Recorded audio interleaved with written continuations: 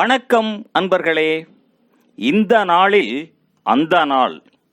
ஆம், வரலாற்றின் வழித்தடங்களில் கடந்த 2000 ஆண்டுகளாக ஒவ்வொரு நாளும் உலகம் முழுவதும் நடந்தேறிய முக்கிய நிகழ்வுகளை நாள் வாரியாக நல்ல பல தகவல்களை தொகுத்து காணொளி மூலம் பகிர்வதில் மகிழ்ச்சி.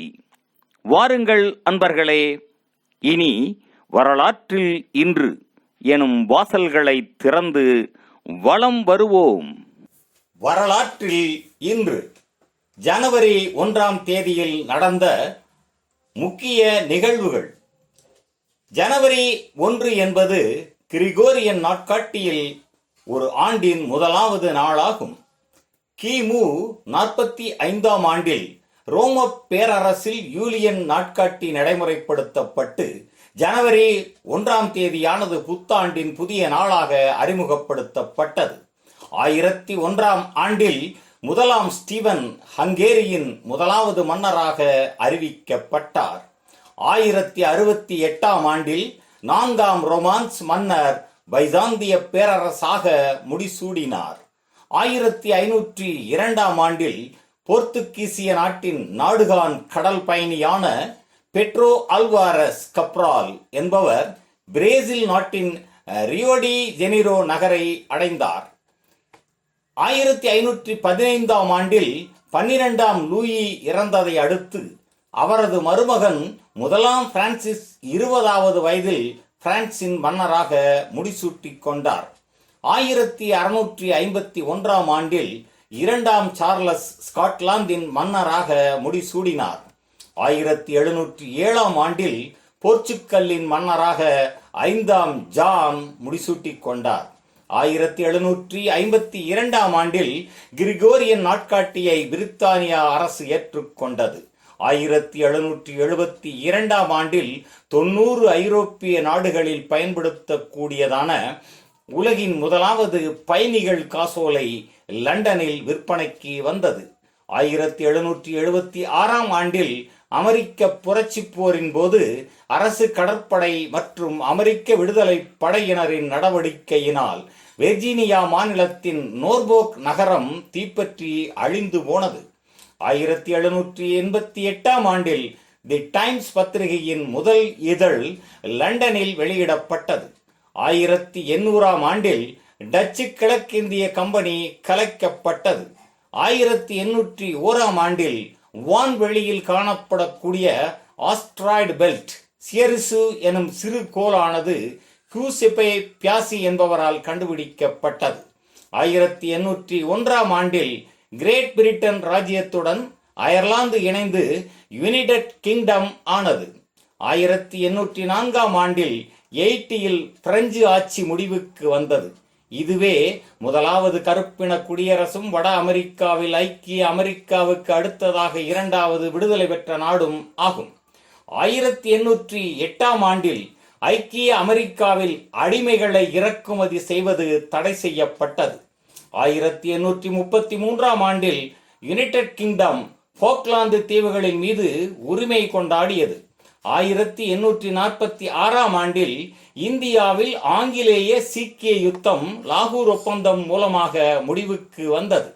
1858ஆம் ஆண்டில் இலங்கையில் முதலாவது தந்தி சேவை கொழும்புக்கும் காலிக்கும் இடையில் ஆரம்பமானது. 1866ஆம் ஆண்டில் யாழ்ப்பாணத்தில் முதலாக காவல்துறை அமைக்கப்பட்டது. 1867ஆம் ஆண்டில் ஐக்கிய அமெரிக்காவில் ஒஹையோவின் சின்சினாட்டி நகருக்கும் கெண்டகியின் கொவிங்டன் நகருக்கும் இடையில் சான் ஏ ரோப்லிங் தொங்கு பாலம் திறக்கப்பட்டது. இதுவே உலகின் அதிநீளமான தொங்கு பாலமாகும். 1872ஆம் ஆண்டில் இலங்கையில் ரூபாய் மற்றும் சதம் ஆகிய நாணயங்கள் அறிமுகப்படுத்தப்பட்டன. 1872 முதலாவது இந்திய அஞ்சல் ஆல்ப்ஸின் சேனி மலைச்சுரங்கம் ஊடாக சென்றது. 1877ஆம் ஆண்டில் இந்தியாவின் மகாராணியாக விக்டோரியா டெல்லியில் அறிவிக்கப்பட்டார். 1883ஆம் ஆண்டில் இலங்கையின் தமிழர் தாயகம் வடக்கு கிழக்கு என 2 மாகாணங்களாக பிரிக்கப்பட்டது. 1886ஆம் ஆண்டில் பர்மா நாடானது விக்டோரியா மகாராணிக்கு அவரது பிறந்த நாள் பரிசாக வழங்கப்பட்டது. 1890ஆம் ஆண்டில் எரித்ரியா இத்தாலிய குடியேற்ற நாடாக ஆக்கப்பட்டது. 1899ஆம் ஆண்டில் கியூபாவில் ஸ்பானிய ஆட்சி முடிவுக்கு வந்தது.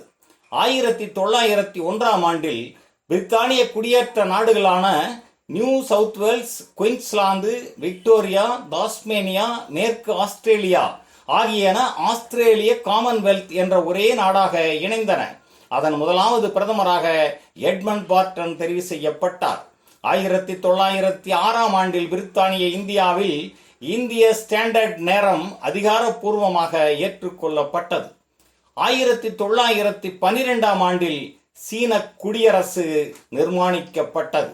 1919ஆம் ஆண்டில் ஸ்காட்லாந்தில் அயோலயர் என்ற கப்பல் மூழ்கியதில் 205 பேர் உயிரிழந்தனர். 1927ஆம் ஆண்டில் மெக்சிகோவில் கத்தோலிக்க மத தடையை எதிர்த்து மத தீவிரவாதிகள் அரசுடன் போர் தொடுத்தனர். 1935ஆம் ஆண்டில் இத்தாலிய குடியேற்ற நாடுகளான ட்ரிபோலி, செரனோய்க்கா ஆகியன சேர்ந்து லிபியா என மாறியது. 1945ஆம் ஆண்டு இரண்டாம் உலக போரில் மால்மெடி படுகொலைகளுக்கு எதிர்த்தாக்குதலாக அமெரிக்கா பெல்ஜியத்தில் 60 நாஜி ஜெர்மனி போர்க்கைதிகளை கொன்றது. 1945ஆம் ஆண்டில் இரண்டாம் உலகப் போரில் ஜெர்மனியின் வான்படை வடக்கு ஐரோப்பாவில் நேச நாடுகளின் வான்படைகளை அழிக்கும் நோக்குடன் போடன்பிளாட் நடவடிக்கையை மேற்கொண்டது. 1947ஆம் ஆண்டில் இரண்டாம் உலகப் போரின் முடிவில் கைப்பற்றப்பட்ட ஜெர்மனியின் பிரித்தானிய மற்றும் அமெரிக்க பகுதிகள் ஒன்றாக இணைக்கப்பட்டன. இது பின்னர் ஜெர்மன் செமஸ்டிக் குடியரசு என பெயர் பெற்றது. 1948ஆம் ஆண்டில் பிரிட்டானிய நாட்டில் ரயில் சேவைகள் தேசியமயமாக்கப்பட்டன. 1948ஆம் ஆண்டில் பிரிவினைக்கு பின்னர் பாகிஸ்தானுக்கு வழங்குவதாக ஒப்புக்கொள்ளப்பட்ட 550 மில்லியன் ரூபாய் பணத்தை இந்தியா தர முடியாதென அறிவித்தது. 1949ஆம் ஆண்டில் ஐநா அறிவுறுத்தலின்படி காஷ்மீரில் போர் நிறுத்தம் மேற்கொள்ளப்பட்டு பாகிஸ்தான் உடனான இந்திய போர் முடிவுக்கு வந்தது. 1956 ஆண்டில் எகிப்து மற்றும் பிரித்தானியா ஆகியவற்றிடம் இருந்து சூடான் நாடு விடுதலை பெற்றது. 1958ஆம் ஆண்டில் இலங்கையில் வாகன இலக்க தகடுகளில் சிங்கள மொழியின் ஸ்ரீ எனும் எழுத்து கட்டாயமாக்கப்பட்டது. 1958ஆம் ஆண்டில் இலங்கையில் பேருந்து சேவை தேசியமயமாக்கப்பட்டது. 1958ஆம் ஆண்டில் ஐரோப்பிய சமூகம் அமைந்தது. 1959ஆம் ஆண்டில் கியூபா புரட்சியில் பிடல் காஸ்ட்ரோவின் படைகளினால் கியூபாவின் அரசு தலைவர் பதவியிலிருந்து அகற்றப்பட்டார். 1960ஆம் ஆண்டில் பிரான்ஸ் மற்றும் பிரித்தானியாவிடமிருந்து காமரூன் விடுதலை பெற்றது. 1962ஆம் ஆண்டில் சமோவா நியூசிலாந்திடமிருந்து விடுதலை பெற்றது. 1964ஆம் ஆண்டில் ரொடீசியா நியூசிலாந்து கூட்டமைப்பு கலைக்கப்பட்டு சாம்பியா, மலாவி, ரொடீசியா என மூன்றாக பிரிக்கப்பட்டது. 1971ஆம் ஆண்டில் அமெரிக்க தொலைக்காட்சிகளில் புகைத்தல் குறித்த விளம்பரங்கள் தடை செய்யப்பட்டன. 1973ஆம் ஆண்டில் டென்மார்க், அயர்லாந்து, யுனைடெட் கிங்டம் ஆகியன ஐரோப்பிய பொருளாதார சமூகத்தில் இணைந்தன. 1978ஆம் ஆண்டில் துபாய் நோக்கி புறப்பட்ட ஏர் இந்தியா போயிங் 747 ரக விமானம் வெடித்து பம்பாயில் கடலில் வீழ்ந்து மூழ்கியதில் 190 பயணிகள் உட்பட அனைத்து 213 பேரும் உயிரிழந்த சோகம் நிகழ்ந்தது. 1979ஆம் ஆண்டில் சீனாவுக்கும் அமெரிக்காவுக்கும் இடையே தூதரக உறவு நடைமுறைக்கு வந்தது. 1981ஆம் ஆண்டில் கிரேக்கம் ஐரோப்பிய சமூகத்துடன் இணைந்தது. 1981ஆம் ஆண்டில் பலாவு குடியரசு ஐக்கிய அமெரிக்காவின் அதிகாரத்தில் சுயாட்சி பெற்றது. 1983ஆம் ஆண்டில் அர்பானெட் தனது மூல பிணைய நெறிமுறைகளை இணைய நெறிமுறையாக மாற்றியது. இன்றைய இன்டர்நெட் தொடக்கத்திற்கு அதுவே காரணமாக அமைந்தது. 1984ஆம் ஆண்டில் புரூனை ஐக்கிய ராஜ்யத்திடம் இருந்து விடுதலை பெற்றது. 1985ஆம் ஆண்டில் பிரித்தானியாவில் முதலில் செல்பேசி தொடர்பை வோடாபோன் நிறுவனம் ஏற்படுத்தியது. 1989 ஓசோன் குறைபாட்டை ஏற்படுத்தும் வேதிப்பொருட்களை தடை செய்யும் மான்ட்ரியல் உடன்பாடு நடைமுறைக்கு வந்தது. 1993 செக்கோஸ்லோவாக்கியா நாடு செக் குடியரசு, ஸ்லோவாக் குடியரசு என இரு நாடுகளாக பிரிந்தது. 1995 ஆஸ்திரியா, பின்லாந்து, ஸ்வீடன் ஆகியன ஐரோப்பிய ஒன்றியத்தில் இணைந்தன.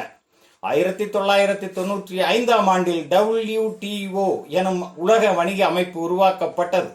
1999 11 ஐரோப்பிய ஒன்றிய நாடுகளில் யூரோ நாணயம் அறிமுகமானது.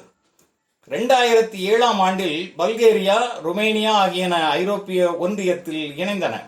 அதே 2007 இந்தோனேசியாவின் மாக்காசார் நீரிணை பகுதியில் ஆடம் ஏர் விமானம் 102 பேருடன் மூழ்கிய துயரமும் நிகழ்ந்தது. 2009 தாய்லாந்து பேங்காக் நகரில் இரவு விடுதி ஒன்றில் தீ பரவியதில் 66 பேர் உயிரிழந்த சோகமும் நடந்தது. 2010 பாகிஸ்தானில் கைப்பந்தாட்ட போட்டி ஒன்றில் தற்கொலை குண்டு வெடித்ததில் 105 பேர் கொல்லப்பட்டனர். 2011 எகிப்து அலெக்சாந்திரியாவில் கோப்து கிறிஸ்தவர்களின் புத்தாண்டு கொண்டாட்டத்தில் குண்டு வெடித்ததில் 23 பேர் கொல்லப்பட்டனர். 2011 ஸ்தோனியா அரசு யூரோ நாணயத்தை அதிகாரப்பூர்வமாக ஏற்றுக்கொண்டது. 2013 கோட்டிவார் அபிஜான் நகரில் விளையாட்டு அரங்கு ஒன்றில் ஏற்பட்ட நெரிசலில் சிக்கி 60 பேர் உயிரிழந்து 200 பேர் காயமடைந்தனர். 2015 Russia, Belarus, Armenia, Kazakhstan, Kyrgyzstan ஆகிய நாடுகள் இணைந்து யூரேசிய பொருளாதார ஒன்றியம் என்ற அமைப்பை நிறுவின. 2017 துருக்கியின் இஸ்தான்புல் நகரில் இரவு விடுதி ஒன்றின் மீது நடத்தப்பட்ட தாக்குதலில் 39 பேர் கொல்லப்பட்டனர்.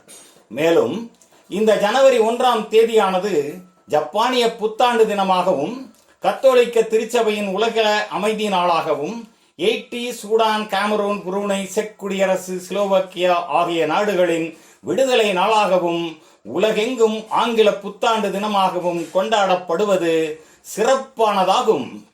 நன்று நண்பர்களே. மற்ற நாட்களுக்கான வரலாற்று நிகழ்வுகளை பிரிதொரு காணொளியில் காண்போம். நன்றி, வணக்கம்.